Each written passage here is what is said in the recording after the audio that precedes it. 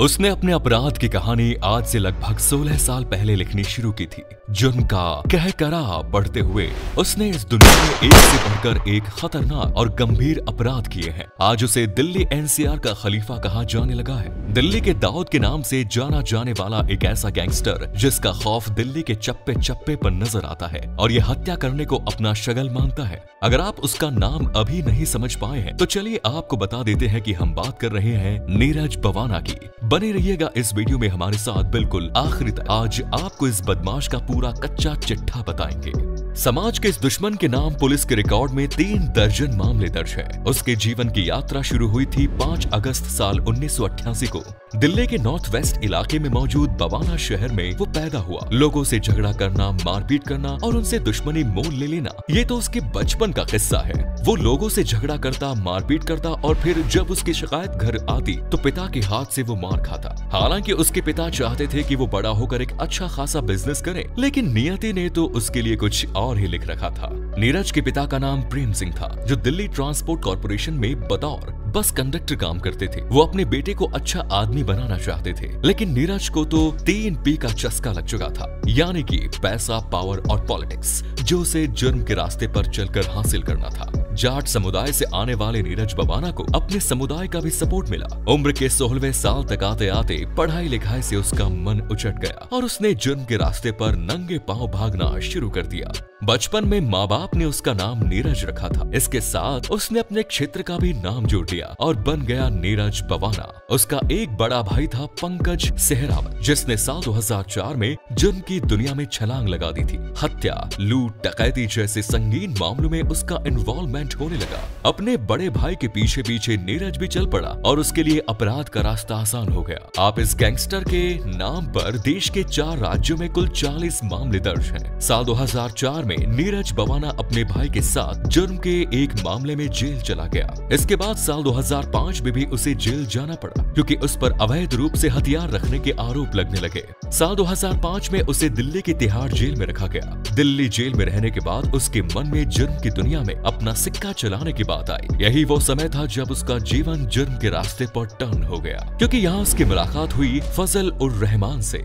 इसके बारे में कहा जाता है कि ये दाऊद का आदमी है। इसी आदमी से नीरज बवाना ने जुर्म की दुनिया में अपनी बादशाहत कायम रखने के तरीके सीखे। फजलुर रहमान ने उसे एक्सटॉर्शन किंग बनाने का वादा किया तो नीरज बवाना उसके चरणों में लेट गया और उसे अपना ग्रुप बना लिया। ये कुख्यात गैंगस्टर आज भी तिहाड़ जेल में बंद है। इसके गैंग में 100 मेंबर हैं, जिनमें से 2 दर्जन शार्प शूटर। दिल्ली और उसके आसपास के क्षेत्रों में नीरज बवाना का सामना उन दूसरे गैंग से होता रहता है जो इस क्षेत्र में अपना वर्चस्व कायम रखना चाहते हैं, और ये लड़ाई अक्सर खूनी लड़ाई में बदल जाती है। इस गैंगस्टर को एक और नाम से जाना जाता है नीरज बवानिया। 4 मई को छत्रसाल स्टेडियम में घटे घटनाक्रम में रेसलर सुशील कुमार पर जो आरोप लगे, उसमें नीरज बवानिया गैंग के लोगों का हेल्पिंग हैंड माना जा रहा है। पुलिस को मौके से जो स्कॉर्पियो मिली, उसका संबंध नीरज के मामा से बताया जा रहा है। जुर्म की दुनिया में 2004 में एंट्री मारने के बाद साल 2005 में उस समय के नीतू दाबोदिया गैंग में नीरज बवाना ने एंट्री मार ली। ये गैंग बेसिकली हत्या, लूट, डकैती जैसी वारदातों को अंजाम दिया करती थी। साल 2010 तक ये तमाम खेल आसानी से चलता रहा, लेकिन साल 2011 में नीरज बवाना की एम्बिशंस बढ़ने लगी और उसने नीतू दाबोदा गैंग से रंजिशें पाल ली। आगे चलकर इनकी ये दुश्मनी खूनी लड़ाई में बदल गई। ये खूनी लड़ाइयां नीरज बवाना के फेवर में तब आई जब उसने एक एक करके इस गैंग के आदमियों को मारना शुरू कर दिया।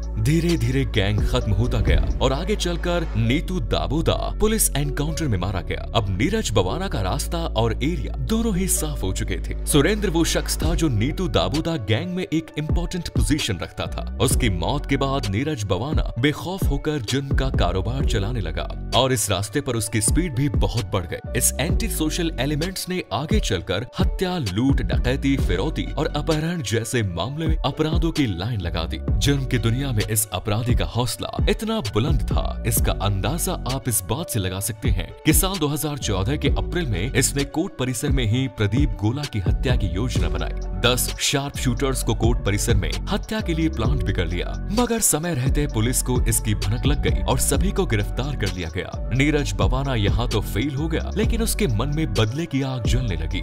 बदले की आग में सुलग रहे नीरज बवाना को मौका मिला। 25 अगस्त साल 2015 को जब दिल्ली पुलिस नीरज बवाना को कोर्ट परिसर से जेल लेकर जा रही थी, नीरज बवाना जेल वैन में मौजूद था और उसी जेल वैन में 2 अपराधी पहले से मौजूद थे, प्रदीप और पारस। इस मामले में नीरज बवाना ने अपने लड़कों को पहले ही बोल रखा था। प्रदीप और पारस दोनों को इसी समय मौत की नींद सुला दिया गया। इसके बाद साल 2017 में दिल्ली की रोहिणी जेल के बाहर नीरज बवाना ने दाबोदा गैंग के राजेश दुर्मुट को मौत के घाट उतार दिया। नीरज बवाना के रुतबे और आतंक का अंदाजा इस बात से लगाया जा सकता है कि वो साल 2015 से ही लगातार जेल में है, लेकिन इसके बावजूद उसके लोग समाज में लगातार अपराध कर रहे हैं और उसके नाम को जुर्म की दुनिया में बड़ा करते जा रहे हैं। अपने इन्हीं लड़कों के माध्यम से नीरज बवाना जेल में रहते हुए भी एक के बाद एक तमाम दुश्मनों को अपने रास्ते से हटाता चला गया। नीरज बवाना के बारे में कहा जाता है कि वो शराब और अफीम का शौकीन है। इतना ही नहीं, वो हमेशा नॉनवेज खाना ही पसंद करता है। अब सवाल ये उठता है कि जेल में रहते हुए वो अपने इन तमाम शौक को कैसे पूरा करता होगा, क्योंकि नीरज बवाना को ये तमाम चीजें जेल में मिल जाती हैं। हरियाणवी भाषा के अलावा नीरज बवाना को हिंदी और अंग्रेजी भाषा भी अच्छी तरह से आती है। साल 2015 में इसका भाई और इसकी मां दोनों ही दिल्ली के इंदिरा गांधी एयरपोर्ट पर हथियारों की अवैध तस्करी करते हुए पकड़े गए। बताया जाता है कि वो दोनों इन अवैध हथियारों और कारतूस को पश्चिम बंगाल से कोलकाता जाने की फिराक में थे। नीरज बवाना को अपनी चचेरी बहन का उसके बॉयफ्रेंड के साथ रिश्ता पसंद नहीं था। वो दोनों एक दूसरे से प्रेम करते थे, मगर नीरज बवाना इस प्रेम कहानी के बिल्कुल खिलाफ थे। वो इस प्रेम कहानी में विलन बनकर उतरा। साल 2019 में नीरज बवाना पर यह आरोप ये भी लगा कि उसने अपने चचेरी बहन और उसके बॉयफ्रेंड को जान से मरवाने की कोशिश की। इस घटनाक्रम में उसका बॉयफ्रेंड तो मारा गया, लेकिन नीरज बवाना की बहन बुरी तरह घायल हो गई। ये हमारे देश की व्यवस्था के साथ साथ देश के नागरिकों का भी दुर्भाग्य है कि नीरज बवाना जैसा व्यक्ति जेल में रहकर अपने गैंग को न केवल ऑपरेट करता है, बल्कि समाज में अपने मनचाहे अपराध को अंजाम भी देता है। उसके लोग समाज में अपनी अपनी जगह पर मौजूद हैं। जब उसे जेल से आदेश देना होता है, वो इन लोगों के साथ प्रॉपर कम्युनिकेट कर लेता है और अपराध की किसी भी वारदात को अंजाम देने का ऑर्डर जारी कर देता है। जो लोग उसके लिए काम करते हैं वो उसके आदेश का पालन करते हैं और समाज में उसके डर को कायम रखते हैं। आपको क्या लगता है, नीरज बवाना जैसे गैंगस्टर्स आखिर किस प्रकार समाज के खिलाफ काम करते हैं? वो क्यों अपने मंसूबों में कामयाब हो जाते हैं? क्या उन्हें सिस्टम से सपोर्ट मिलता है? क्या उनके ऊपर किसी ऐसे व्यक्ति का हाथ है जो हमसे फायदा उठा रहा है और खुद पावर में बैठा है? नीरज बवाना जैसे लोगों को इस बात का पूरा भरोसा है कि कोई उनका कुछ नहीं बिगाड़ पाएगा। आखिर हमारे समाज में इन हालातों का सबसे बड़ा गुनहगार कौन है? ये तमाम सवाल आज भी अपने जवाब को तलाश रहे हैं। तो दोस्तों, ये थी दिल्ली एनसीआर का खतरनाक गैंगस्टर नीरज बवाना की पूरी कहानी। उम्मीद है ये वीडियो आपको पसंद आया होगा। इस वीडियो पर अपनी राय जरूर दें। मिलते हैं नए वीडियो में। जय हिंद, जय भारत, वंदे मातरम।